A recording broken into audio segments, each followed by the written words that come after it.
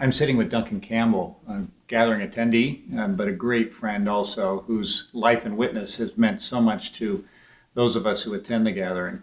Thank you for being with us, Duncan. Oh, it's a pleasure. I love talking about the gathering anytime I can. Great. In reading some of your biographical notes, it doesn't look like you actually started from a platform that people would call successful, but it's very successful. What happened in the past? Well, the essence of it was, I grew up in a pretty challenging family. Both my parents were alcoholics. They lived in bars and taverns, and then I'd be in the tavern when I was younger, and then they'd leave me in the car, at length. And then we were a welfare family, so we went through all of that. Then my father was in prison twice, so you have all the shame and embarrassment. And so, but that was a catalyst for a lot of work that I did eventually. And so now I look back, I don't want any child to have the childhood I had, but I'm thankful the Lord gave it to me for the work that I do today. Well, there were some breakthroughs. What were some of those breakthroughs? People, experiences? What happened that you could go from a situation like that to what we'll talk about in just a moment? Yeah, really two things. One, actually, I was pretty blessed in the sense I literally made a decision at one point when I'm about 12 not to be like my parents. And that was, it just took hold and sustained me for the most part. But then most people, because I started later a mentoring program, thought I had a mentor, but I didn't. It's because I didn't that I did this work later in my life. But I did have people touch me, like a fifth grade teacher, a basketball coach, and then later a football coach and a high school counselor who encouraged me. So that's the importance of relationship and people touching children in challenging circumstances. And these weren't formal mentors, people with training and mentorship. These were key people who God somehow placed in your life. Exactly. They were just moments in time or situations and no sustained relationship, which is what I'm all about. Okay, so now you go on and form a timber company in the Portland area. That's successful, but you decide to do something with the proceeds of that and of your time. Talk about that. Well, it's the core of all of my philanthropy. So I was fortunate enough to come out of the poverty and then build a business, sold it, and it gave me resources for the first time in my life, and which is the core of all the people at the gathering. And right from the beginning, I took a big piece of that and started Friends of the Children, which is a mentoring organization for the most at-risk children you can imagine, where we actually pick them up at the end of kindergarten, stay with them all the way through high school for 12 and a half years with paid professional mentors. Really important, the relational element for you is critical. Speak a moment just about that, about this relationship, because obviously this mentor, this is not a cold, calculated, let me give you the materials and hope you read it. This is a life on life. And my guess is that has something to do also with your upbringing and some of your own experience. Help me understand that. Because I lacked the relationships early in my childhood, for me, it's the essence of everything that I do in terms of our philanthropy. Actually, one of the most poignant moments I ever had at the gathering was a woman stood up and just simply said, "It's all about relationship." I mean, I almost started crying then, but all the work we do and even the sharing of our financial resources and other resources is about supporting people who are in relationship with the most vulnerable and at-risk children in our community. And they have to be in relationship, and then we support them in that relationship, let alone creating Friends of the Children, which is all about relationships. Now, how do you find these mentors? Where do you find them? At these churches, community groups? Where do mentors hang out? Yeah, you got to really seek them out, because the core of them, they each have this gift of being with children. But we're fortunate because now we're over 20 years old. We've got more applicants and quality applicants, you can imagine.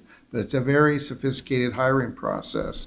And they're all college graduates now, but they've all hopefully had experience where they worked with other places that really don't change children's lives. And they're excited about coming to join us because here they get a chance to really change a child's life, which is the essence of our work. How many kids have gone through the program? Over 1,000, I think it's 1,200 and something now. And we currently have 700 actively in the program throughout the country. We started in Portland, but we're in Harlem in New York and Roxbury in Boston. We just opened a new chapter 2 days ago in Tampa Bay, And I Florida. heard that's even in a very exciting partnership with a drugstore chain as well. Yeah, it's a great public-private partnership where we're collaborating with the Eckert Foundation, who actually has funding. It's privatized child welfare in the state of Florida, and they're excited about making real change and changing the whole culture of how you save children and families. And so we've come alongside each other, and they're taking us as part of it because we think of ourselves as not only a best practice, but a program that really works and then has real outcomes with evidence base. Duncan, you've been at the gathering enough to know that one of the things that we love is telling stories. We love to hear stories of people's lives that have been transformed, changed. My guess is in those thousands of kids, there's maybe one or two stories that stand up in your own mind of the impact of this particular program, and I wonder if you might share one of those. Well, we're fortunate there's a number of success stories. That's because what we do works. But probably one of the most poignant is we actually had a young girl that came from a very difficult, if not horrible, childhood. And she went through that childhood through the relationship with her friend. And then actually, we want the young people just to graduate from high school as one of our three major outcomes. She not only graduated from high school, she went on to college. And then she graduated, which wasn't an expectation, but it was a blessing, right?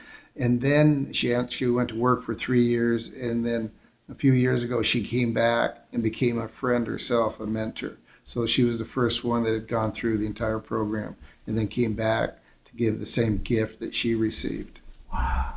So you just begin to see that cycle start all over again. Yeah. And we're all, the first time she comes in and meets the board and everything, we're all crying and in tears. Pretty powerful. You spent a lot of time crying, Duncan. Yeah. I do. I mean, I start thinking, I get all choked up all over again. Oh, it's phenomenal. Yeah.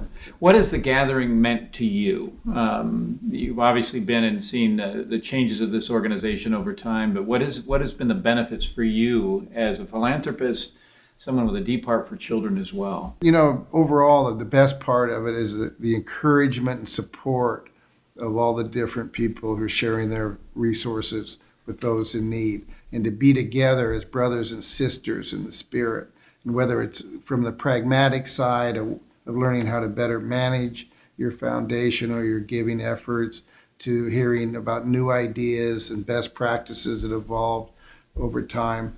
It's a balance between those two. I've had the good fortune to both come and attend and then receive, but I've come back and spoken twice, one to the entire group about Friends of the Children and the work we do with the children, and then do a workshop on, I'm a big believer in stewardship of your resources, and I believe God wants us to give in a thoughtful manner and for things that have real outcomes and makes real change in people's lives, as opposed to mercy giving, which is wonderful and I support it, but you're giving out of your heart like Christ would, but no real change is necessarily going to take place in the way that I meant it. I just love the whole spirit of the gathering, and yet I like the concrete, clear tools and resources that they provide in the workshops, for example. Well, we're at the gathering are very delighted that you're a part of it, a very active part of it. Your witness is the stories we tell. So thank you so much for being with us. My pleasure, actually. Thank you.